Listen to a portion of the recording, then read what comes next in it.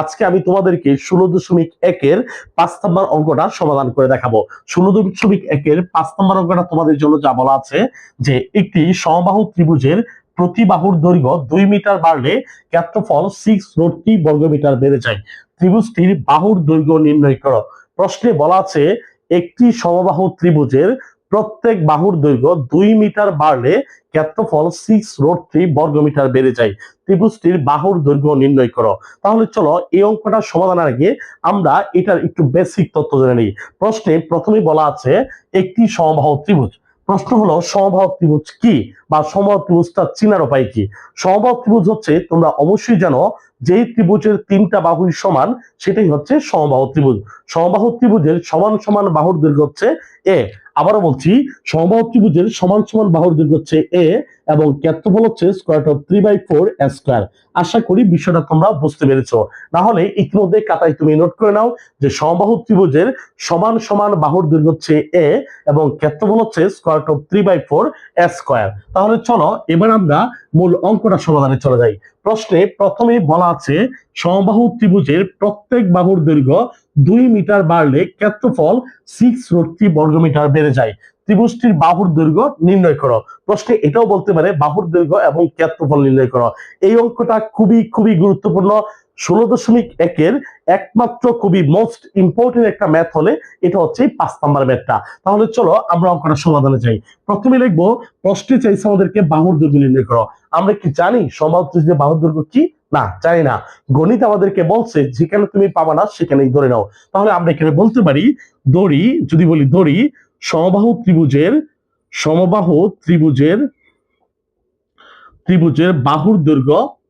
বাহুর দৈর্ঘ্য হচ্ছে এ একক।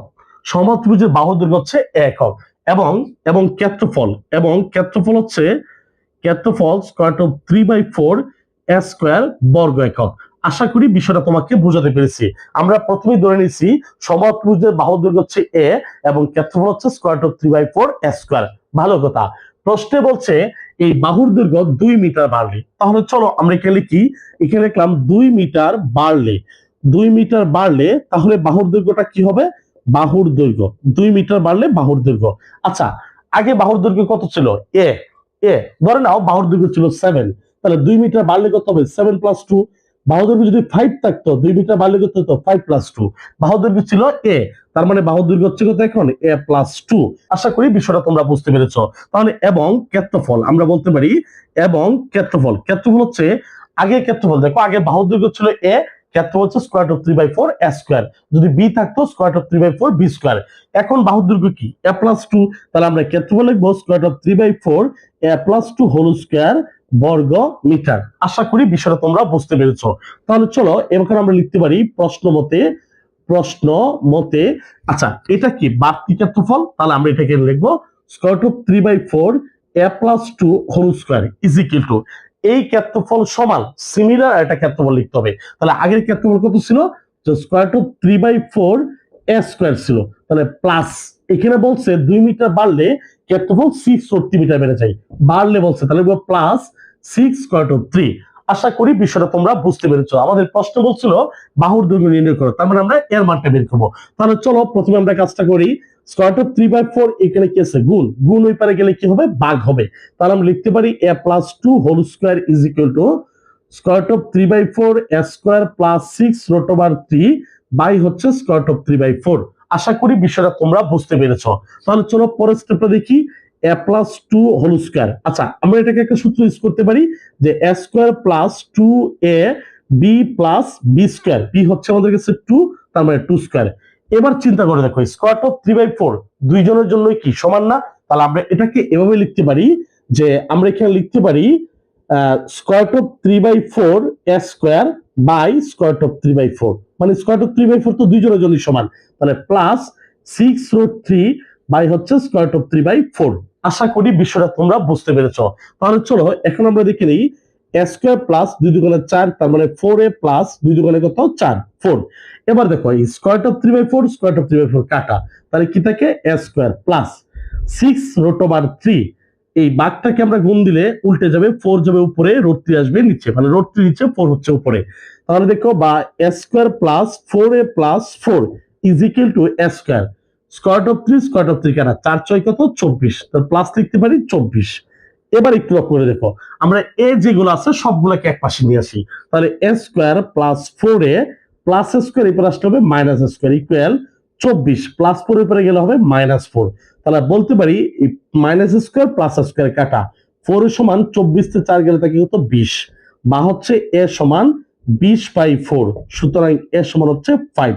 এটাই হচ্ছে আমাদের বাহুর দৈর্ঘ্য। আশা করি বিষয়টা তোমাদেরকে বোঝাতে পেরেছি। তাহলে চলো আরেকবার আমরা একটু অ্যানালাইসিস করে দেখে নিই।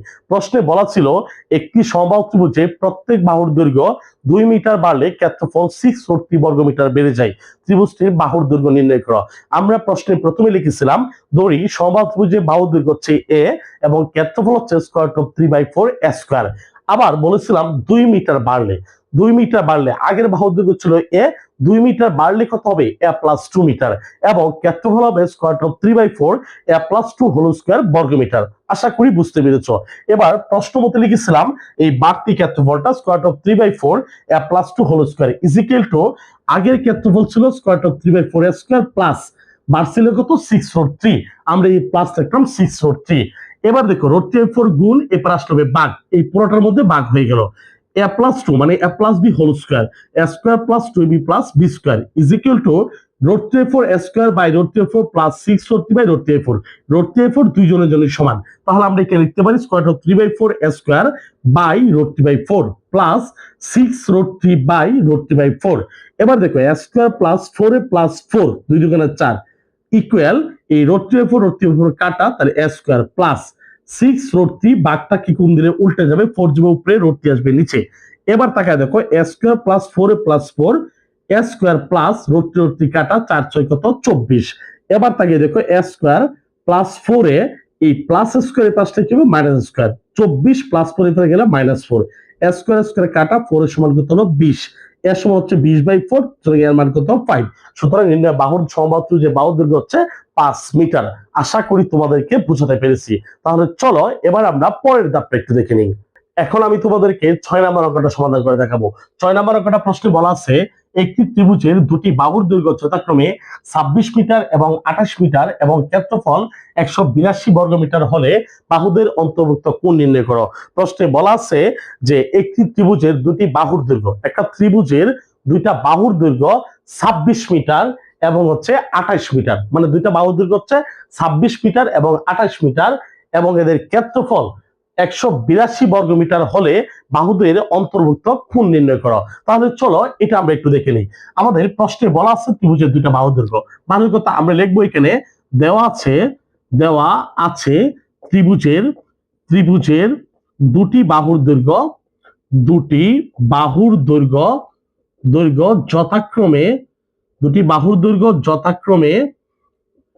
যথাক্রমে 26 মিটার এবং ধরো বাহুর দৈর্ঘ্য এ সমান বললাম, এ সমান 26 মিটার এবং বি সমান হচ্ছে 28 মিটার, এটা আমাদের প্রশ্নে বলা আছে। এবং ক্ষেত্রফল বলা আছে কত মিটার, 182 বর্গমিটার এবং ক্ষেত্রফল সমান বলা আছে 182 বর্গমিটার, এটা আমাদেরকে প্রশ্নে বলা আছে। তাহলে তুমি এখানে একটা বিষয় মাথায় রাখবা, এটা একটা সূত্র আছে যে ত্রিভুজের দুটি বাহুর দৈর্ঘ্য এবং অন্তর্ভুক্ত কোণ দেওয়া থাকলে ত্রিভুজের ক্ষেত্রফল হচ্ছে হাফ ইন্টু বাহুদের গুণফল ইন্টু হচ্ছে সাইন থিটা। আবারও বলছি এই অঙ্কটা সমাধানের ক্ষেত্রে একটা সূত্রের প্রয়োজন হবে। সূত্র হচ্ছে এরকম যে কোন ত্রিভুজের দুটি বাহুর দৈর্ঘ্য এবং অন্তর্ভুক্ত কোণ দেওয়া থাকলে ত্রিভুজের ক্ষেত্রফল হবে হাফ ইন্টু বাহুদের গুণফল ইন্টু হচ্ছে সাইন থিটা। এটা হচ্ছে ত্রিভুজের ক্ষেত্রফলের সূত্র।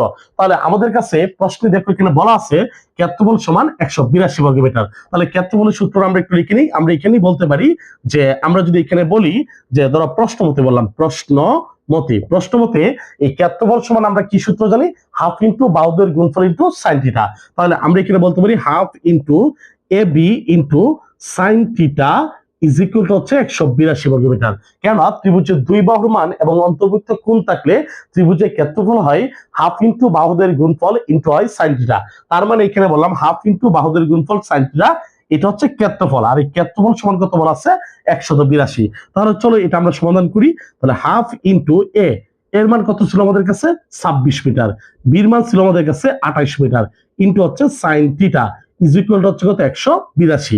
তাহলে আমরা এখানে যদি একটু কাটাকাটি করি তাহলে দেখতে পাচ্ছি 2 দিয়ে 26 কে কাটলে কত হয় 13 দোকানে 26, তাহলে 13 গুণন 28, মানে 2 দিয়ে 26 কে কাটলে হয় 13, 13 গুণন 28, 13 গুণন 28 হচ্ছে আমাদের কাছে 364 sign theta is equal to হচ্ছে 182। তাহলে আমরা এখানে লিখতে পারি বা 364 গুণ ওই পারে গেলে হবে ভাগ, তাহলে আমরা বলতে পারি এখানে sine theta is equal to 182 by হচ্ছে 364, বা যদি বলি sine theta is equal to 182 দিয়ে 364 কে ভাগ করলে কত দাঁড়ায় 364, 64 ভাগ 182 আসে 2, মানে 182 দুগুণ হচ্ছে 364, নিচে উত্তর হলে উপর থেকে 1, মানে 1/2। তার মানে এখন হচ্ছে সাইন কত ডিগ্রির মান 1/2, এটা আমাদেরকে বের করতে হবে যে সাইন কত ডিগ্রির মান হবে 1/2। আমরা জানি সাইন 30 ডিগ্রি মান হচ্ছে 1/2, তার মানে sign theta is equal to হচ্ছে সাইন কত ডিগ্রি 30 ডিগ্রি, সাইন সাইনে কাটা, সুতরাং থিটা ইকুয়াল কত ডিগ্রি 30 ডিগ্রি। তাহলে আমাদের অন্তর্ভুক্ত কোণ কত ডিগ্রি দাঁড়ালো 30 ডিগ্রি। আশা করি বিষয়টা তোমাদেরকে বুঝাতে পেরেছি। আমাদের ভিডিওগুলো যদি তোমার ভালো লেগে থাকে অবশ্যই আমাদের ফেসবুক পেজটা ফলো দিয়ে যাবে এবং আমাদের ইউটিউব চ্যানেলটা সাবস্ক্রাইব করে যাবে। তাছাড়াও পাশাপাশি তোমার কোন টপিকের সমস্যা আমাদেরকে জানিয়ে যাবে, আমরা তোমার চাহিদা অনুযায়ী ভিডিও দেওয়ার চেষ্টা করব। সেই পর্যন্ত ভালো থাকবে, আসসালামু আলাইকুম।